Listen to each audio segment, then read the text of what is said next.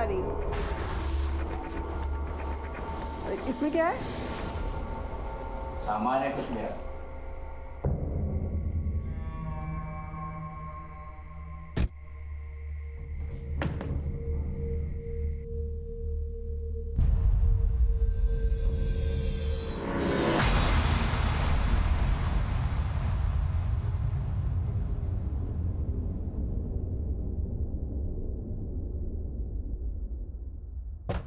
क्या कर रहे हो? दरवाजा क्यों नहीं खोल रहे हो? अभी सिद्धि कर रहा हूं। विघ्न होगा अगर दरवाजा खोलूंगा तो। दरवाजा नहीं खोल सकता अभी।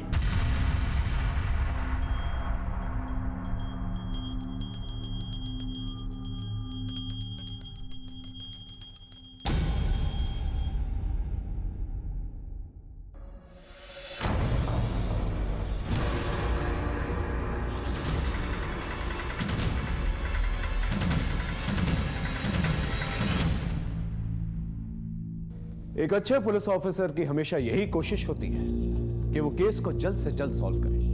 लेकिन कुछ एक केसेस ऐसे होते हैं जिनकी फाइल कभी क्लोज नहीं की जाती है, या तो उस इन्वेस्टिगेशन की दिशा बदल जाती है, इसलिए वो केस डेड एंड पे आ जाता है, या फिर उस केस को हैंडल करने वाला इन्वेस्टिगेटिव ऑफिसर किसी कारणवश उसका तबादला हो जाता है। हर थाने में ऐसे केसेस होते हैं और पुलिस वालों को ये केसेस याद भी रहते हैं, इसलिए देर सवेर कभी ना कभी ये केसेस सॉल्व भी हो जाते हैं। आज का केस भी कुछ ऐसा ही केस है जो 2 साल से अटका पड़ा था और दोबारा छानबीन करने पर यह केस इंडिया का एक अनोखा केस बन गया। फिर इस केस के खुलासे से अपराध को अंजाम देने के नए और नायाब तरीके सामने आए, जिसने हम पुलिस वालों को भी हैरत में डाल दिया।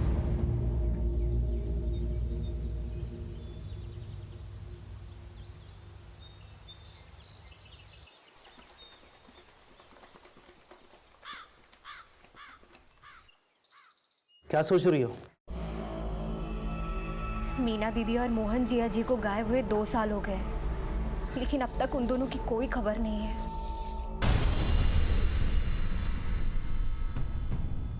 अब 2 साल में कोई खबर नहीं आई तो अब क्या खाक आएगी? कहीं मर मुरा गए होंगे वो लोग।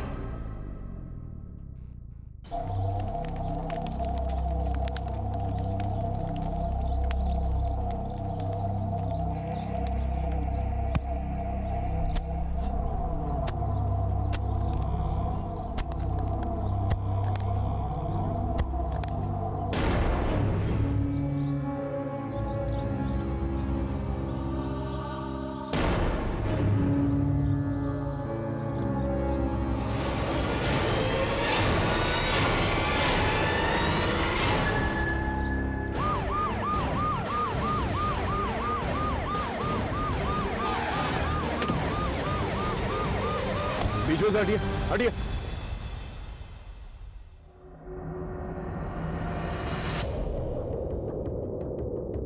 सर लगता है काफी समय हो गया है। सीना, कमर और खोपड़ी की हड्डियों के अलावा सारी हड्डियां गल चुकी हैं। स्केलेटन देखकर ये नहीं पता चल रहा है कि ये मर्द है या औरत, लेकिन स्कल क्रैक्ड है। हो सकता है इनकी मौत सर पे चोट लगने की वजह से हुई हो। एक काम करो, फॉरेंसिक के लिए भेजो, पता चल जाएगा ये मर्द है या औरत।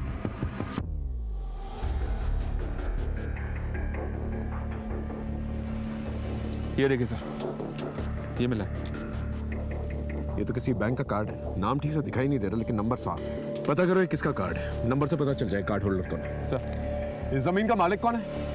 साहब वैसे तो ये ज़मीन सौरभ अग्रवाल की है, लेकिन 2 महीने पहले PWD डिपार्टमेंट ने ये ज़मीन सड़क निर्माण के लिए खरीदी थी। अब देखिए ना, आज ही से सड़क का काम शुरू हुआ और आज ही ये दोषी से मिली है। इस पूरी जमीन की खुदाई करवा, देखो क्या निकल कर आता है। और ये क्या नाम बताया इसका? सौरभ अग्रवाल। सौरभ अग्रवाल को पूछताछ के लिए मिलो। सर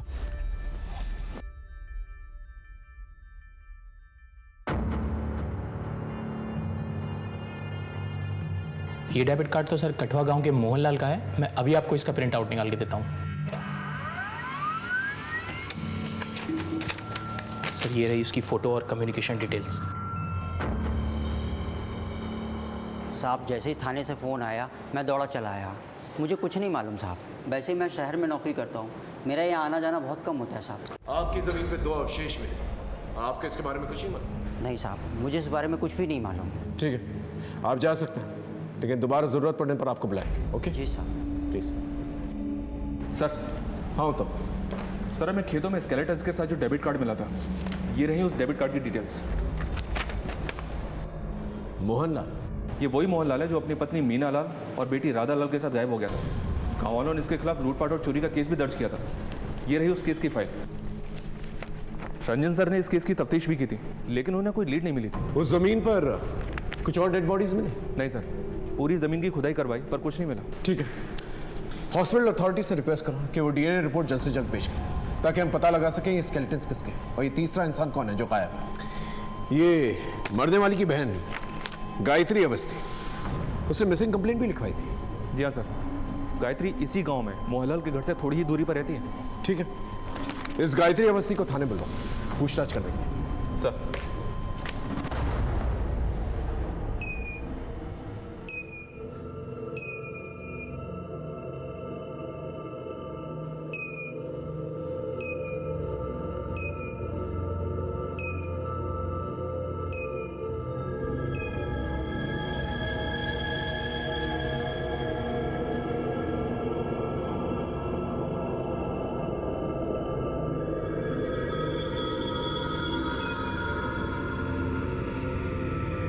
एक्सक्यूज़ मी सर, आप लोग अंदर नहीं जा सकते।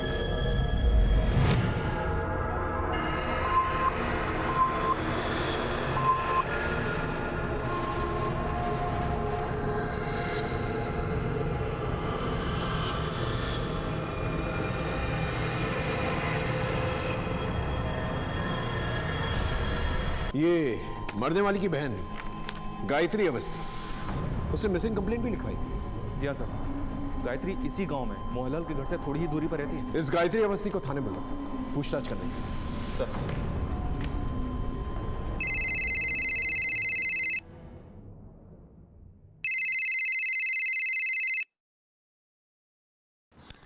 हेलो जी, मैं गायत्री अवस्थी बात कर रही हूँ। जी क्या? साहब, जीजा जी बहुत नेक इंसान थे, पर समय के फेर ने सब बर्बाद कर दिया।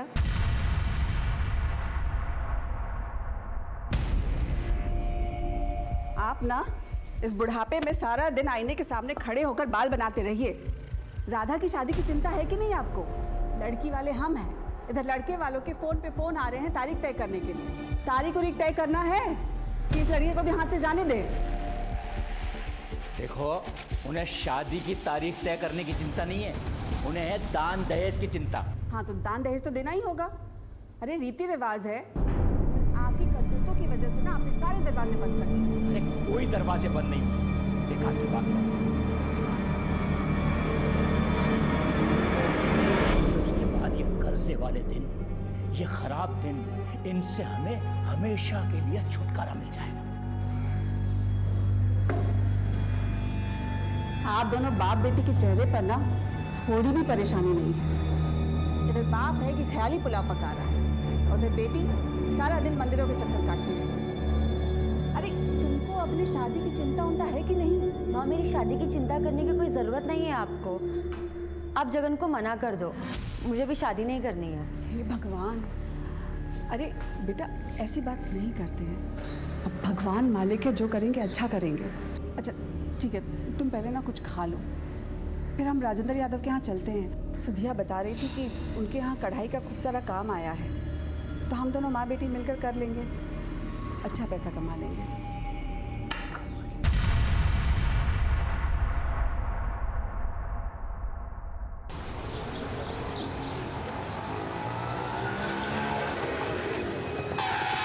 अरे चाची आइए बैठिए, मैं घर छोड़ देता हूँ। मैं पैसे लेकर नहीं आई हूँ। अरे पैसे की कौन बात कर रहा है चाची, मैं घर ही जा रहा हूँ। आइए बैठिए आप दोनों, मैं छोड़ देता हूँ। आओ ना।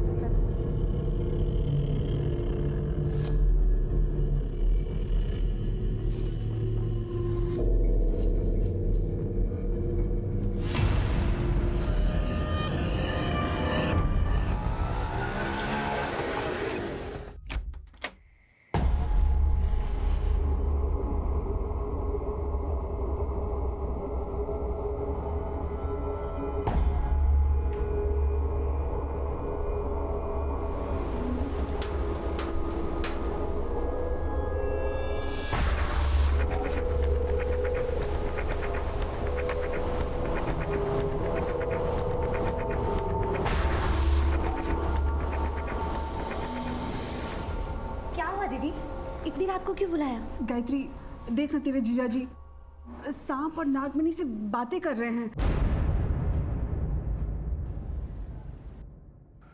जय हो नाग देवता, जय हो। पर ये सब क्यों कर रहे हैं दीदी?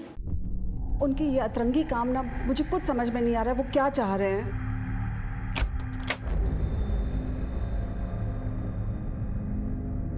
राधा बिटिया, अब तू देखना, तेरी शादी इतने धूमधाम से करूंगा ना, पूरा गांव देखता रह जाएगा। और गायत्री, बस 11 दिन की बात है, उसके बाद मैं तेरी और अशोक की किस्मत बदल के रख दूंगा। तू देखना तेरे जीजा जी क्या करते हैं तेरे लिए। तो क्या हमारा 15 लाख का कर्जा भी उतर जाएगा? अरे 15 लाख का कर्जा तो उतर ही जाएगा, हमारी तिजोरी भी भरी रहेगी।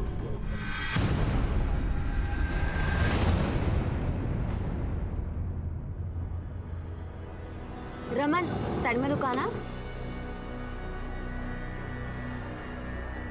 मुझे 1 घंटे बाद यही मिलना, तब तक मैं पूजा करके आती हूँ। ठीक है।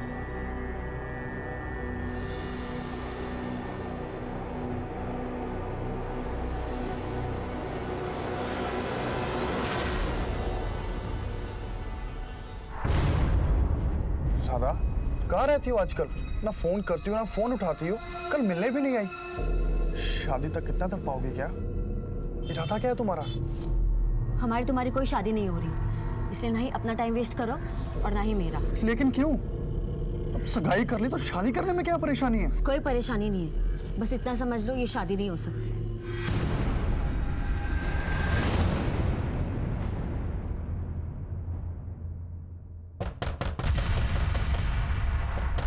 कौन है भाई? अरे आ रहे हैं। कहाँ है हमारा पैसा?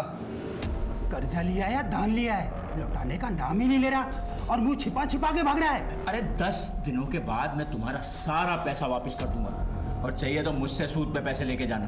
10 दिन में ऐसी कौन सी करामात होने वाली है? दिखाता हूँ, ये देखो, इन 2 डिब्बों में है करामातों की कुंजी। क्या इन डिब्बों में? खुद ही देख लो। जरा हम भी तो देखें। देखो।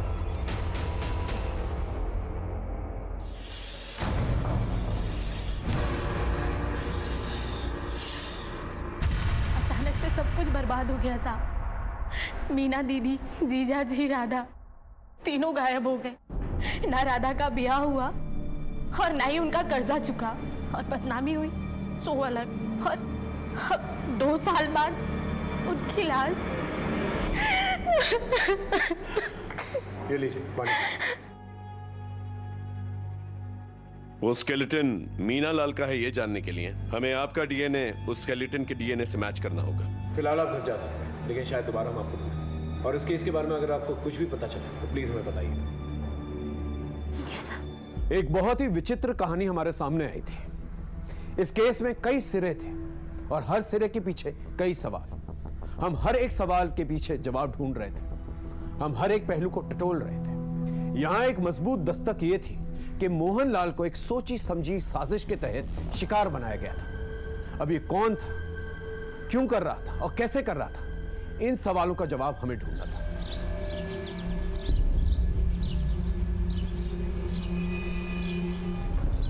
चल आज के लिए इतना ही, अब निकाल मेरे पैसे। लेकिन कल प्लीज यार नई वीडियो लाना। लेकिन कल 30 रुपए लगेगा, बोल देता हूँ। ये काली चाय? दूध नहीं है घर में, चीनी और पत्ती भी पड़ोसियों से मांग कर लाई हूँ। कुछ करो जगत। अरे कम से कम नौकरी ही चेंज कर लो, कितने पढ़े लिखे हो तुम। अरे उषा, ऐसे बीच में ये नौकरी नहीं छोड़ सकता। पता है बॉस ने सैलरी रोक रखी है मेरी। तो कब देगा सैलरी? तुम मुझे अपने भाइयों से भी मदद नहीं लेने देते। अरे उनसे मदद लेके मरना है क्या मुझे? हमारी लव मैरिज हुई है, तुम्हारे सारे भाई मुझसे खार खाए हुए बैठे हैं, कभी भी बदला ले सकते हैं हमसे। तो बताओ अब मैं क्या करूं? गर्व को भी स्कूल नहीं भेज रही हूँ, स्कूल वाले बार बार फीस मांगकर उसे सारे बच्चों के सामने टॉर्चर करते हैं। देखो मैं बात करता हूँ बॉस, अगर सैलरी मिल जाए तो थोड़ी राहत हो जाएगी। मम्मी भूख लग रही है, जल्दी खाना दो।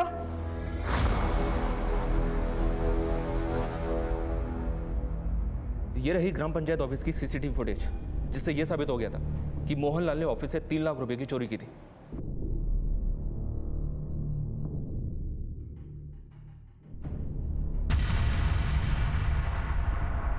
चोरी के अलावा और कोई कंप्लेंट है? जी हाँ सर, उसने गजेंद्र सिंह उर्फ गज्जू और सत्येंद्र सिंह उर्फ सत्तू से भी 1-1 लाख रुपए उधार लिए थे। ये गजेंद्र सिंह और सत्येंद्र सिंह ये वही लोग हैं ना जिनकी मौत 2 साल पहले हुई थी मोहनलाल के घर पे सांप के काटने की वजह से? जी हाँ सर। लेकिन उन दोनों की लाश हमें जंगल में मिली थी और हमने उन दोनों की लाशों का पंचनामा भी किया था।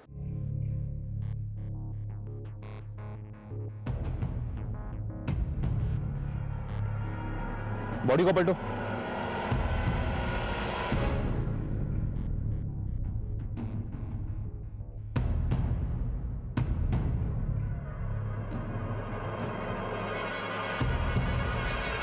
दोनों बॉडीज पूरी तरह से नीली पड़ गई हैं।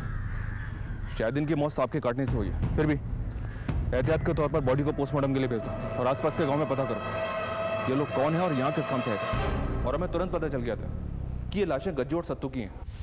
फिर गांव के पंचों ने मोहनलाल के खिलाफ शिकायत दर्ज की थी। हम इंक्वायरी के लिए मोहनलाल के घर पहुंचे तो वहाँ ताला लगा हुआ था। फिर हमें पता चला कि उसने गज्जू और सत्तू से 1-1 लाख रुपए ब्याज पे उधार लिए थे। और उसी वक्त मोहनलाल अपनी बीवी मीना लाल और बेटी राधा लाल के साथ फरार थे। Right sir. और आज 2 साल बाद हमें स्केलेटन मिले हैं जिसके साथ हमें मोहनलाल का डेबिट कार्ड मिला है। अगर ये मान कि एक लाश मोहनलाल की तो ये दूसरी लाश किसकी? माया बेटी दोनों में से किसी एक की होनी चाहिए। हो सकता है एक लाश अगर माँ की है तो बेटी गायब है, और अगर एक लाश बेटी की है तो माँ गायब है। या फिर हो सकता है कि माँ बेटी दोनों गायब हो, ये लाश किसी और की। या फिर ये भी हो सकता है कि माँ बेटी को कहीं और पे मारा गया। सवाल कहीं है, देखते हैं जवाब क्या मिलता है। एक बार डीएनए रिपोर्ट्स आ जाएंगी ना, सब कुछ साफ हो जाएगा। तुम्हें देख के कौन कहेगा कि तुम एक क्वालिफाइड मैकेनिकल इंजीनियर हो? 3 महीने से एक ही प्रोजेक्ट पे काम कर रहे हो। तुम्हें पता है ना कि हमारी company project to project basis पे ही पेमेंट करती है। Yes sir.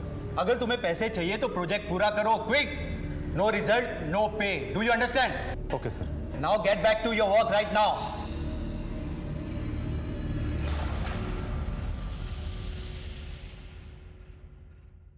क्या हुआ?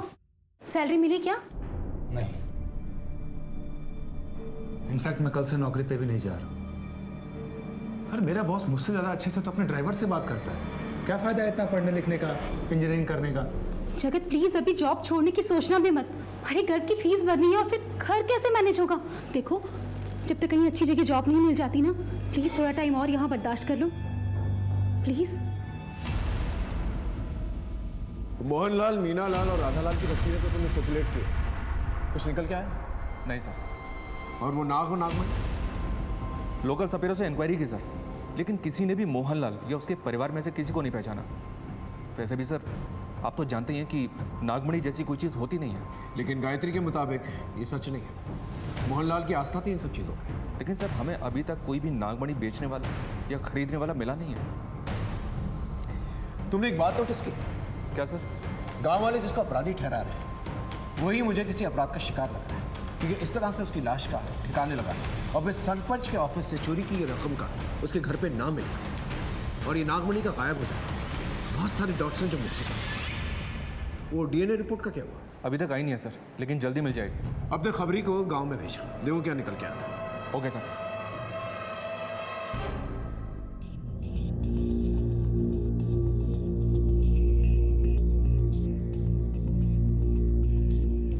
नमस्ते साहब, मैं आप लोगों को एक बात तो बताना ही भूल गई।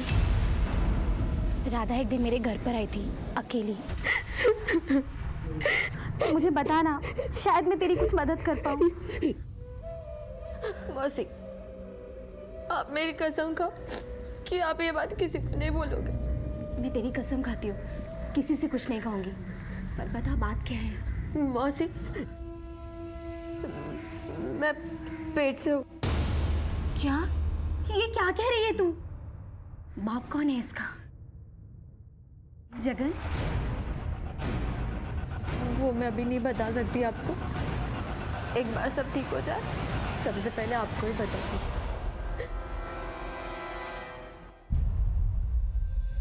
दीदी, आपका भाई? सर, हम इन्वेस्टिगेशन के इस एंगल को ओपन करते हैं और राधा के बारे में पता करते हैं। आपको क्या लगता है राधा अपनी मर्जी से प्रेग्नेंट हुई थी या उसके साथ जबरदस्ती की गई थी? साहब, अगर जबरदस्ती नहीं होती तो वो रोती क्यों? मुझे तो यकीन है ये काम उस लिच्चड़ मनोज मिश्रा ने ही किया होगा। जीजा जी ने उससे पैसा उधार लिया था।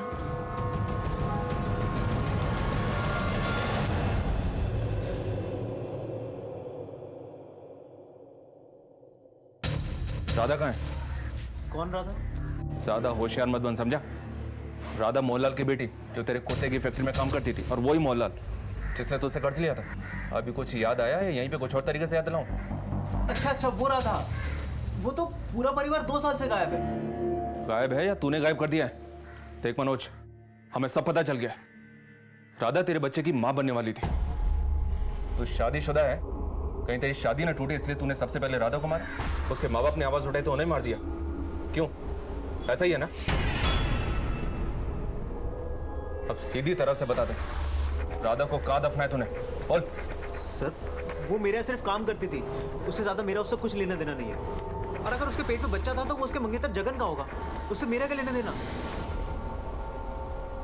क्या राधा मां बनने वाली थी?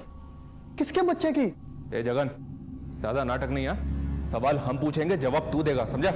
तू राधा से प्यार करता था, राधा के साथ तेरी शादी होने वाली थी, लेकिन शादी से पहले राधा मां बन गई। इस बात से तुझे गुस्सा आया और इस बात का बदला तूने पूरे परिवार से लिया, है ना? सर, मैं कुछ नहीं जानता, और राधा ने भी मेरे साथ बात नहीं करी। मंगनी के 1-2 दिन बाद उसे पता नहीं अचानक क्या हो गया था। कटी कटी सी रहती थी मेरे साथ वो, ना मेरा फोन उठाती थी, जब मिलने जाता तो ढंग से बात नहीं करती थी, वो करनी काटती थी मेरे से।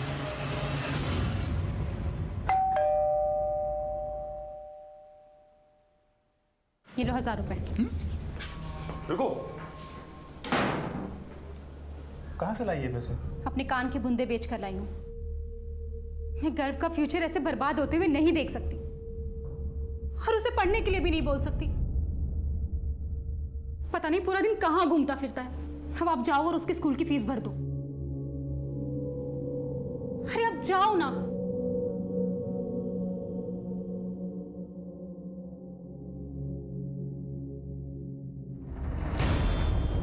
सर, सौरभ अग्रवाल की जमीन पर जो स्केलेटन मिले थे उसकी डीएनए रिपोर्ट आ गई है।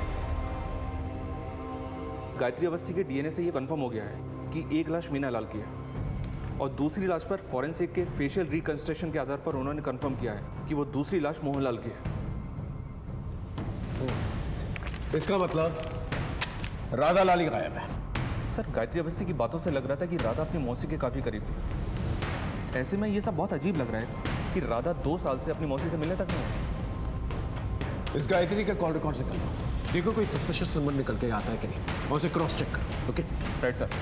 लेकिन सर, एक बात गौर करने लायक, ये सारी घटनाएं एक ऑर्डर में ग्राम पंचायत ऑफिस में मोहनलाल की चोरी करने के बाद हुई हैं, इसलिए गांव के पंचों द्वारा बदले के एंगल को भी रूल आउट नहीं किया जा सकता सर। तुम्हारे रडार में जितने भी सस्पेक्ट हैं उन सब पे नजर रखो। सर, राधा की प्रेगनेंसी को लेकर मेरे दिमाग में एक बात आ रही है। कहीं ऐसा तो नहीं कि राधा की प्रेगनेंसी की वजह से उसके घर में कलह हो गई, उसने गुस्से में आकर अपने माँ बाप को मार दिया और वहाँ से भाग गई, या फिर बच्चा पैदा करने के शर्म से भाग गई और उसके माँ बाप को किसी और कारण से मार दिया गया? हो सकता है। इस राधा की सच्चाई की तह तक पहुंचना बहुत जरूरी है, क्योंकि इसी से हमें पता चलेगा इस केस की दूसरी कड़ी क्या है। Right sir.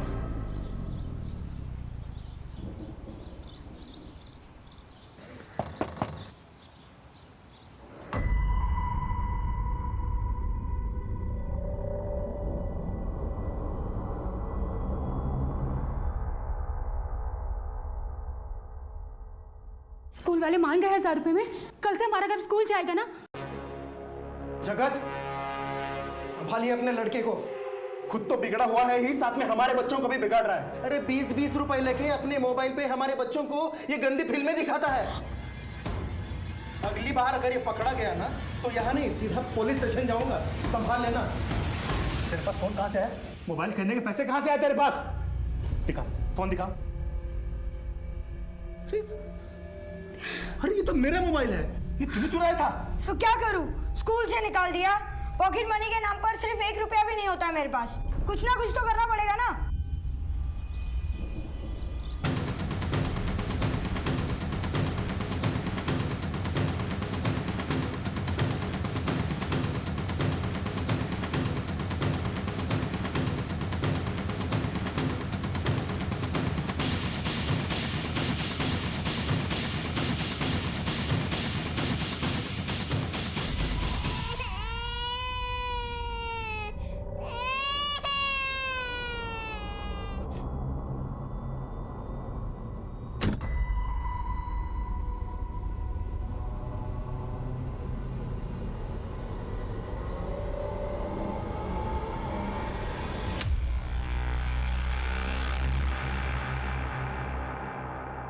बच्चे का ठीक से देखभाल किया करो।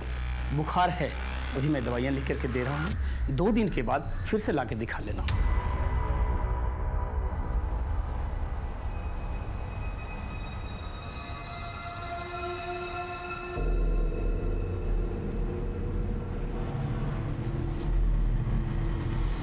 सुनो,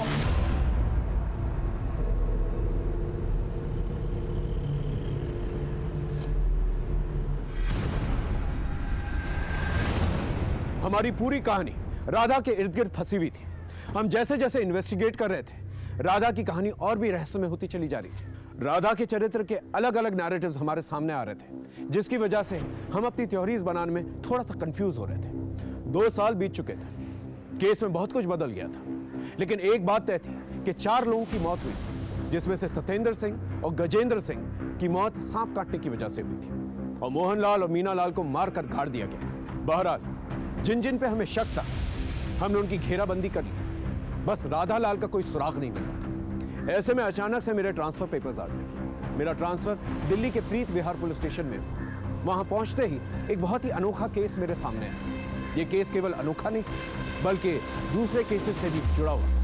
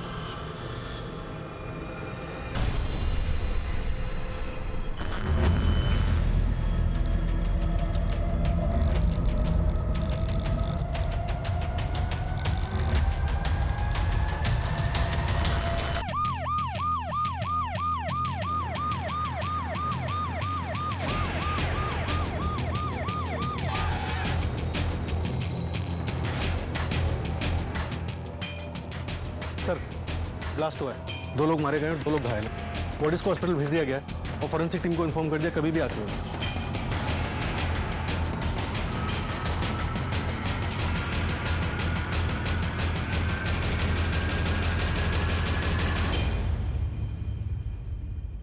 सबसे पहले हमें यह पता लगाना होगा इस ब्लास्ट में कौन सा मटेरियल यूज किया गया और उसके पीछे क्या मकसद है। हो सकता है ये टेररिस्ट एक्टिविटी हो। इस फार्म हाउस का मालिक कौन है? Prashant Varma sir, London based NRI। यहाँ एक सिक्योरिटी गार्ड परमानेंट जॉब करता था, जो यहीं रहता था। फिलहाल वो फरार है। इस फार्म हाउस को सील कर और सिक्योरिटी गार्ड को जल्द से जल्द तलाशो। अपने बॉम्ब स्क्वाड और फोरेंसिक टीम से कहो इस फार्म हाउस की अच्छी तरह से तलाशी ले। ये जिस किसी ने भी किया है वो समाज के लिए काफी खतरनाक हो सकता है।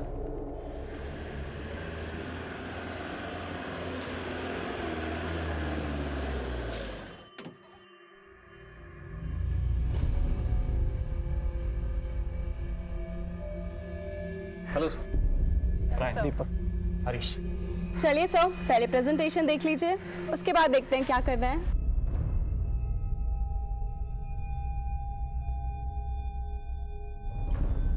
इंटरेस्टिंग। इसकी बाजार में क्या कीमत बताई आपने? सर, इसकी कीमत 1 लाख करोड़ है। 1 lakh crore? Yes sir. You had it right, sir. It's an investment for generations. हम आपके सर से कब मिल सकते हैं? सर, अभी वो बार्सिलोना में इंटरनेशनल सेमिनार अटेंड कर रहे हैं। अगर आप बोलेंगे तो मैं उन्हें एक SOS मैसेज डाल दूंगा। हाँ सर, तभी वो नेक्स्ट वीक प्लान कर पाएंगे आने का। ठीक है, हम उनसे नेक्स्ट वीक मिलना चाहेंगे। कंपनी तो काफ़ी नामी ग्रामी और 2 साल से चल भी रही। और ये देखिए इनकी वेबसाइट पर काफ़ी विदेशियों के साथ फोटोज़ डालें और ये उनके इंटरव्यूज़ भी। और साथ ही में ये खबर है कि इनके कई ब्रांचेज है यूरोप में भी। मुझे तो सब कुछ ऑथेंटिक लग रहा है। क्या कहता है फिर? डील लॉक कर। क्या? सर, फार्म हाउस ब्लास्ट में मरने वाले लोगों की शिनाख्त हो गई। एक का नाम है सुशील कपूर और एक अर्जुन चैटर्जी।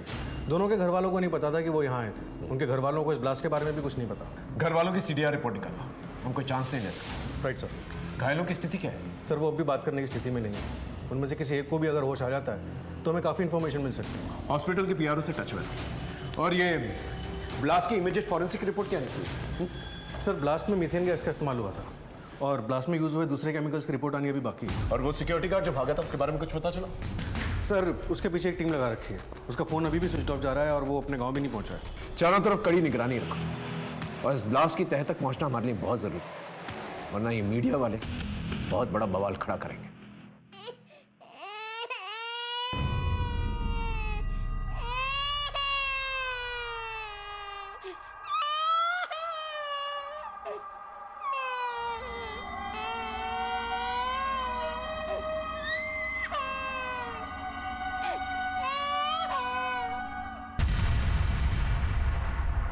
बेटा,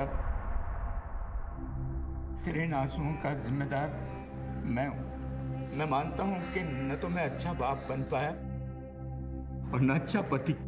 कैसी बातें कर रहे हैं आज आप? सच ही तो कह रहा हूं। पर राधा बेटा, अब नहीं। मैं तुम दोनों की आंखों में कभी आंसू नहीं आने दूंगा।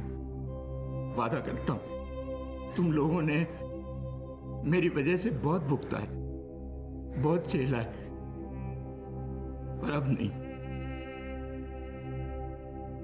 तू मेरे लिए बस इतना कर, एक बार हंस दे अपने पापा के लिए, जैसे बचपन में हंसती थी। हंस दे।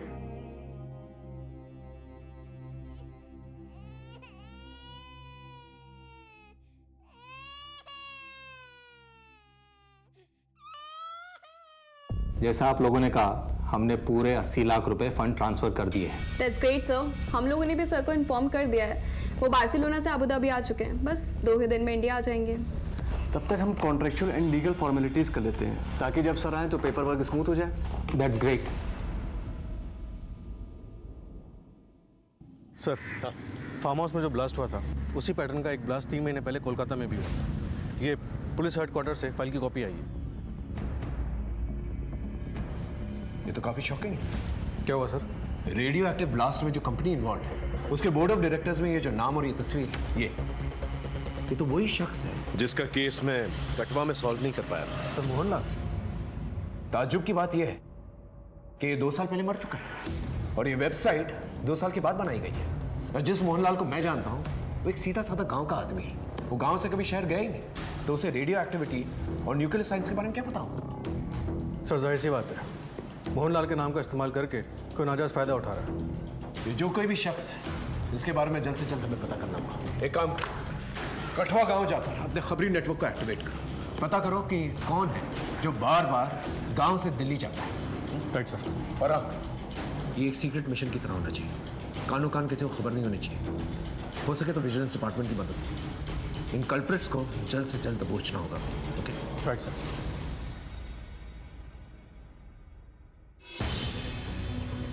हमने और हमारी टीम ने एक रणनीति तैयार कर ली थी और हमने बहुत ही सावधानी से सारे कल्प्रिट्स को एक साथ बिना किसी हलचल के दबोचना चाहते थे ताकि कोई भी भाग निकलने में कामयाब ना हो सके। सर साइबर सेल ने इस कंपनी की वेबसाइट की ऑथेंटिसिटी चेक की। उनके हिसाब से इस वेबसाइट का आईपी एड्रेस मोहनलाल के नाम पर ही रजिस्टर्ड है और खबरों ने पता लगाया कि आजकल इन दोनों का दिल्ली आना जाना काफ़ी बढ़ गया सर। और एक बात सर, इनमें से एक गांव काफ़ी आता जाता है जबकि दूसरा काफ़ी टाइम से अपने गांव नहीं लौटा है। साहब यही है वो फार्म हाउस का चौकीदार। साहब मुझे माफ कर दो, मैं पैसे की लालच में आ गया था साहब। एक साहब ने आपसे 2 दिन के लिए बंगला किराए पे लिया था, सोचा कि मैं थोड़ा बहुत पैसा कमा लूं साहब। इनमें से कोई है? सर ये था।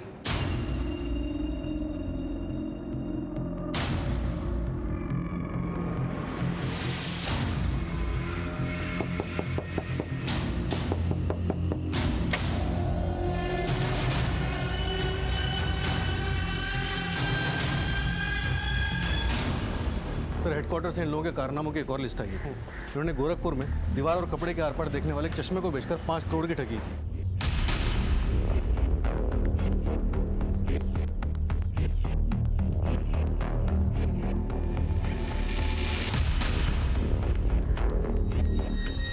चश्मा बेचने के लिए इन्होंने जुड़वा लड़कियों का इस्तेमाल किया।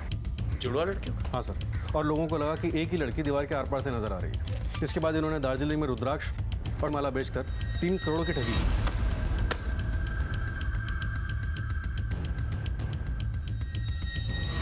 और कोलकाता और दिल्ली के रेडियो एक्टिव ब्लास्ट के बारे में तो हम जानते ही हैं। हमारे यहाँ 4 लोग मारे गए, वहाँ 2 लोग मरते मरते बचे। समझ में नहीं आ रहा कि ये माजरा है क्या।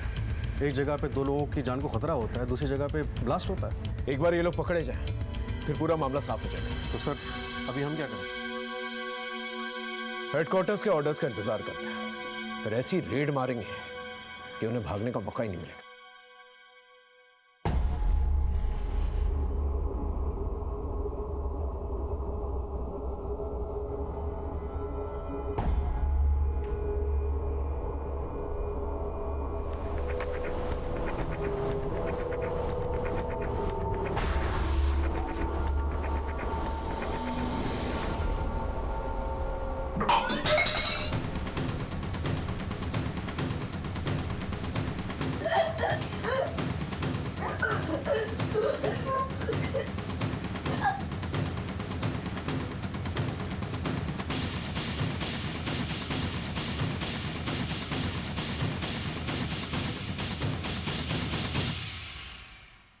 सर ये रही हेडक्वार्टर से ऑर्डर शीट।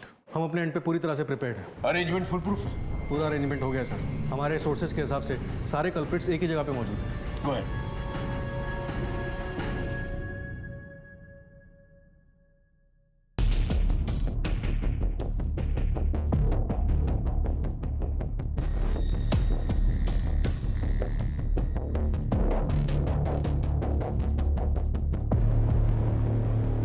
हाय, दीपक।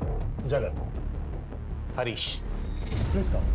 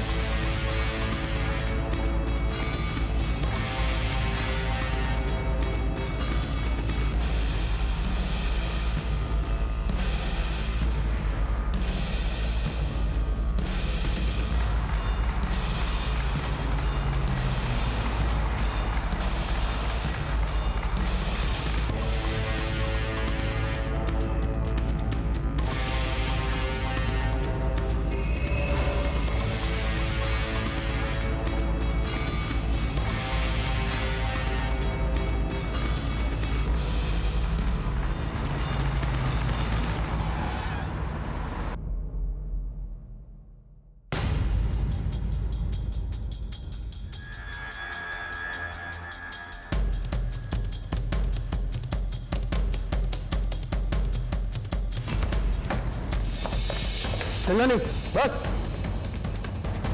हिलना नहीं। डालो सबको अंदर, डाल चल यहाँ से, चल चल चलिए चलिए, चलो चलो चलो।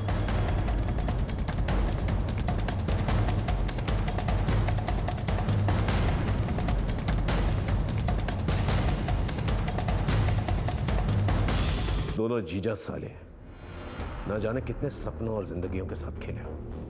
बेटे को दिल्ली के एनडीएमसी स्कूल में पढ़ाने की औकात नहीं है और आज वो बर्मिंघम के रॉयल स्कूल में पढ़ रहा है।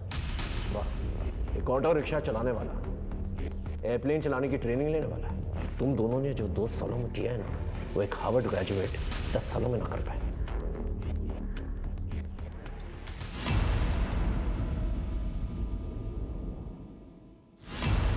जगत शर्मा एक क्वालिफाइड मैकेनिकल इंजीनियर और इतने सारे काले कारनामे, इस सबके पीछे कहानी क्या है? सर आजकल एक इंजीनियर और सिक्योरिटी गार्ड में कुछ फ़र्क नहीं रह गया।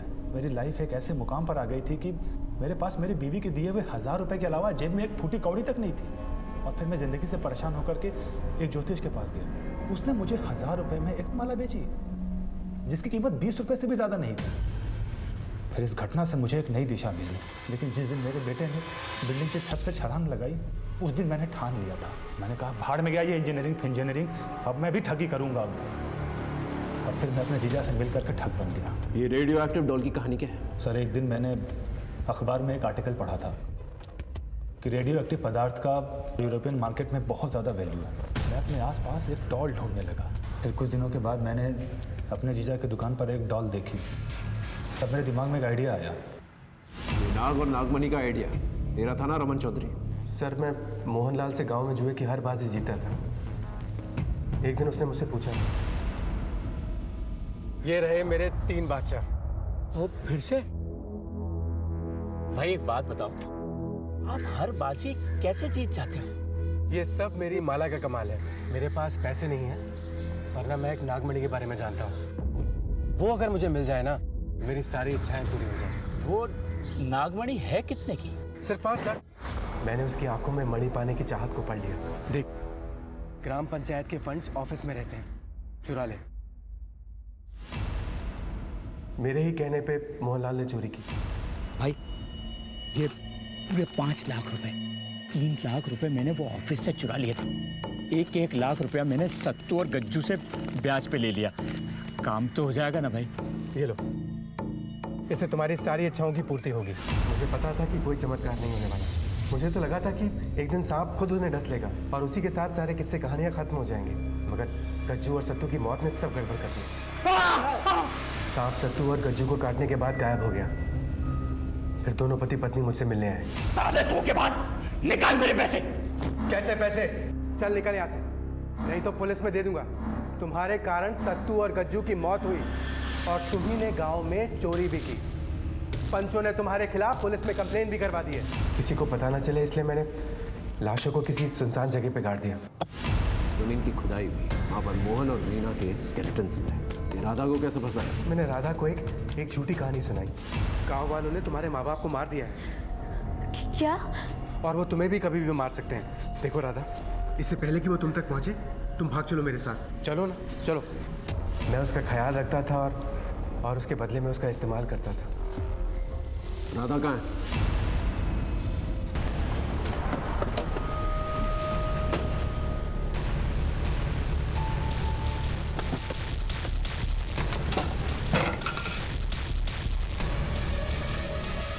एम्बुलेंस को जल्दी बुला, जा क्विक। रमन के बताए गए पते से हमने राधा और उसके बच्चे को बचा लिया। राधा ने इस बात की पुष्टि की कि उसके बच्चे का बाप मनोज ही है। मोहनलाल के केस में एक बड़ी दस्तक छुपी हुई थी। उसने अपने अंधविश्वास में आकर अपनी बर्बादी की कहानी लिख डाली। जगत जैसे पढ़े लिखे लोग भी इस धोखाधड़ी के बाजार में सरगर्म हैं। वो अपने क्लाइंट्स को संतुष्ट करने के लिए किसी भी हद तक जा सकते हैं। माला पहन लेने से, रंग बिरंगे धागे बांध लेने से कोई चमत्कार नहीं होते। इनका इलाज सिर्फ और सिर्फ आपके पास है। इसी दस्तक के साथ मैं आपसे विदा लेता हूं। फिर मिलेंगे एक नए केस के साथ। तब तक देखते रहिए क्राइम पेट्रोल दस्तक, क्योंकि मकसद बताना नहीं, बचाना है। जय हिंद।